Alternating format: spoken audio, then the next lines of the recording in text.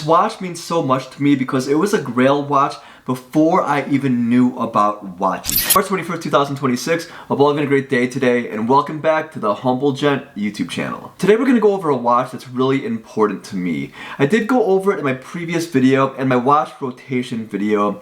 I'll do a quick pan of my current watch rotation right now. I'm in the process of building my dream watch collection, and I am almost there. And one of the watches means so much to me. It was a watch that I was into before I was even into watches. I did go over this story before, but maybe about a decade ago, me and my girlfriend, and she's my wife now, we were at the mall and there was this jewelry store and we were looking at watches and jewelry, and I knew nothing about watches at the time.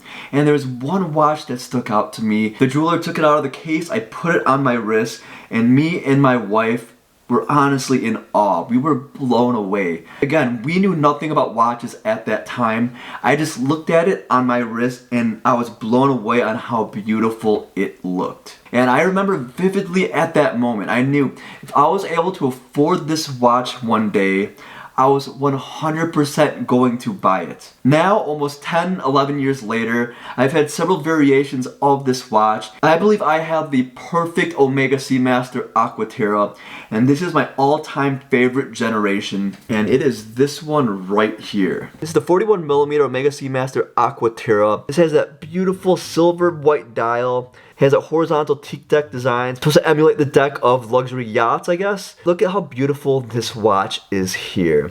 That beautiful orange second hand on this rubber strap. This watch is absolutely stunning by Omega. I was lucky enough to own a blue variation of this watch last year, and that one is absolutely stunning. It is an awesome watch, but this one right here I believe is more beautiful in my opinion. I'm not the biggest fan of orange, but on this watch it works. The orange second hand, the orange Seamaster at the 12 o'clock. Also this beautiful rubber band that has the orange stripes on the side. This gray rubber band looks absolutely stunning on this watch. And of course you have this Metas certified movement, Omega's 8900, which is basically anti-magnetic. It's not just a beautiful movement, but a well-regulated one that'll keep excellent time and will last a lifetime. Before we get more into this watch, let's do a quick wrist check here. Today I'm wearing my all-time favorite watches, my favorite Tudor of all time, the Tudor Pelagos 39. I recently put it back on this Uncle Seiko Jubilee style bracelet. I did have it on the OEM bracelet for a couple months, but last week I wanted to put it back on this Jubilee. It gives it so much presence on wrist. I know a lot of people, the monochrome look of this watch isn't their cup of tea, but for me it is perfect. Ceramic bezel, that very stunning dial, and the lume on this watch. Really quick. Got my Streamlight flashlight here. The lume on this watch is insane. Take a look at that. Not just lume on the dial, but beautiful bezel lume, which is honestly insane. This lume is extremely bright, and it lasts so long in the dark. It is definitely one of my favorite features of the Pelagos 39, and the size at 39mm with a 47mm lug to lug, that's what makes it my favorite Tudor of all time.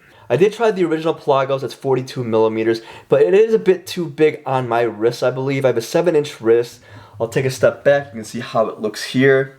And as you can see, this watch honestly fits perfect on wrist. Also not very thick, and like I said, at 47mm lug to lug, it fits a huge variety of wrist sizes, and it is honestly perfect. This generation of the Aqua Terra is my all-time favorite. The most recent ones that took away the teak deck design on the dial, they look great, but I feel like they're getting away from what the Aqua Terra was. For the longest time, the Omega Aqua Terra always had the horizontal or vertical lines going up and down the dial. The generation of Aqua Terra before this one, they had the lines that went up and down.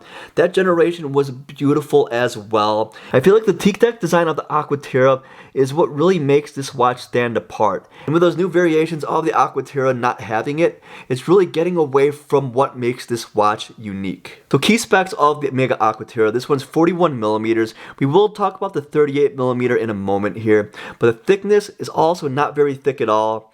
with 13.2 millimeters, so it fits nice on wrist. You can easily fit it under a cuff. This has 150 meters of water resistance, just like the other Aqua Terras. And like I said before, it has the METAS certified 8900 movement with 60 hours of power reserve. The frequency of the movement is 25.2, that's 3.5 hertz. It also has 39 joules, and the movement itself is 29 millimeters. Alright, we'll take off my Tudor Pelagos 39, put on the Aqua Terra. For the longest time, I was debating on getting the 38 millimeter Aqua Terra this generation, but for whatever reason, Omega made this one more superior in regards to the movement and the different color variations this has. Alright, putting this on my 7-inch wrist here. I tried this watch on the bracelet. I wasn't the biggest fan of that bracelet with the butterfly deployment clasp, as well as the polish on the links, and this rubber strap is extremely comfortable. Honestly, with this variation, with the silver dial, the orange seconds hand, and the orange accents, with this beautiful rubber strap, I prefer this watch, and this is my favorite Aqua Terra of all time. For the longest time, I thought this was a little bit too big on wrist. It is not too big. It is the perfect everyday watch.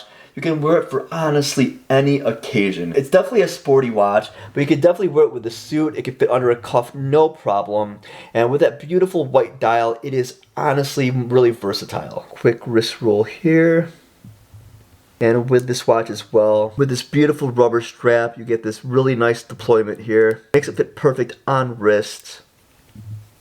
If Omega made this exact variation with the orange accents, this beautiful gray dial with the orange accents on the side here, I believe I would size down to a 38 millimeter. But for whatever reason, Omega gave the better stats and the more color variations to the 41 millimeter, and I am not sure why. The 48 millimeter Aqua Terra has the 8900 movement. The 38 millimeter Aqua Terras have the 8800 movement. They have slight differences. The differences aren't too big, but the 41 millimeter does have better specs than the 38. So a couple key differences between the 41mm Aqua Terra and the 38 are several main things. The 41mm, like I said, has the better movement, and with that better movement you have the jumping hour hand, which does make it more premium. And jumping hour hand is definitely something that I enjoy. I do travel for work. I unscrewed the crown here. I have it in the position. Take a look at the hour hand. I can jump it forward and back exactly 1 hour. And for traveling, it is honestly awesome.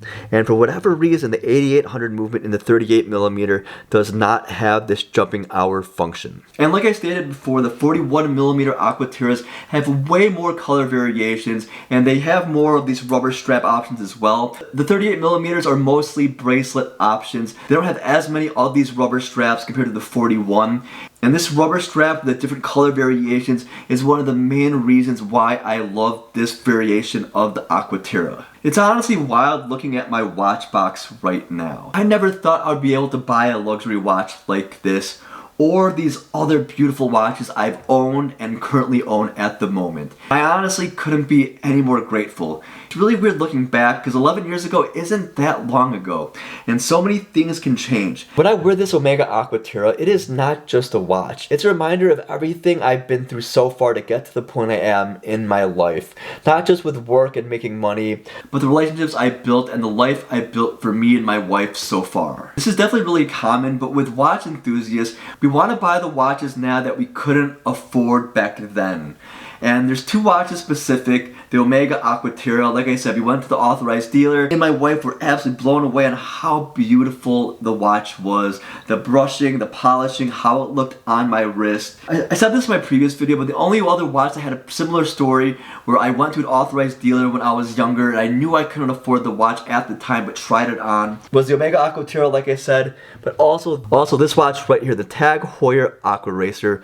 I remember going to the authorized dealer several times, trying this on, knowing I couldn't afford it. I just wanted to see this watch, put it on my wrist. And now 10 years later, I own the blue quartz version of this generation, the blue automatic, and now the black automatic, all 41 millimeters. This watch means so much to me because it was a grail watch before I even knew about watches. When I was at the mall trying this on 11 years ago, it completely changed the way I looked at watches. I knew I was wearing something special even though I knew nothing about this watch.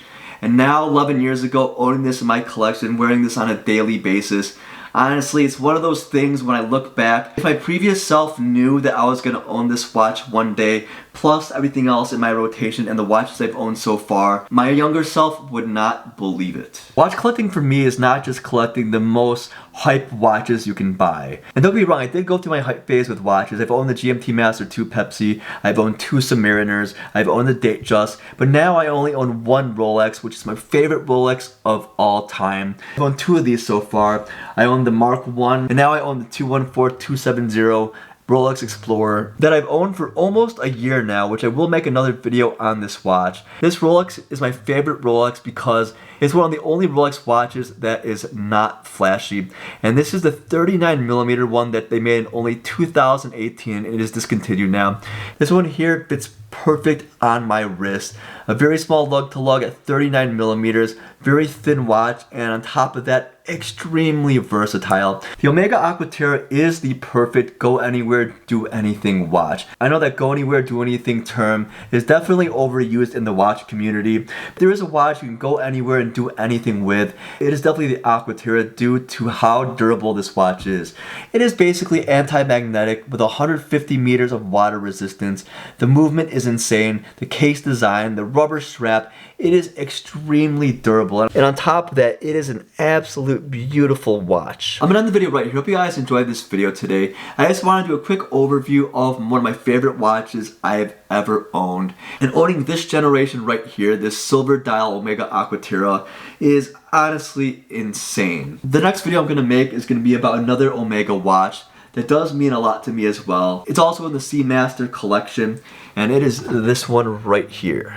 The beautiful standard blue Omega Seamaster on the OEM bracelet. This is my third Omega Seamaster 300M. I own the summer blue version of this as well as the seaweed green, which I did sell both of those, and I ended up buying this blue one right here because it is honestly my favorite 300M of all time. This generation, this color on the OEM bracelet, it is honestly beautiful. So keep an eye out for that video. I will do a full overview of this watch right here. So please leave a like, subscribe to the channel if you're new. Leave a comment down below what you think of the Omega Seamaster Aqua Terra. Let me know what your favorite generation of Aqua Terra you like. Mine specifically is this one right here. The newer ones that don't have the teak design on it. I love how they look. I feel like they're getting away from what made the Aqua Terra. And knowing this generation of watch here is what got me into watch collecting means so much. And remember, I do respond back to every single comment I get. And remember to stay humble.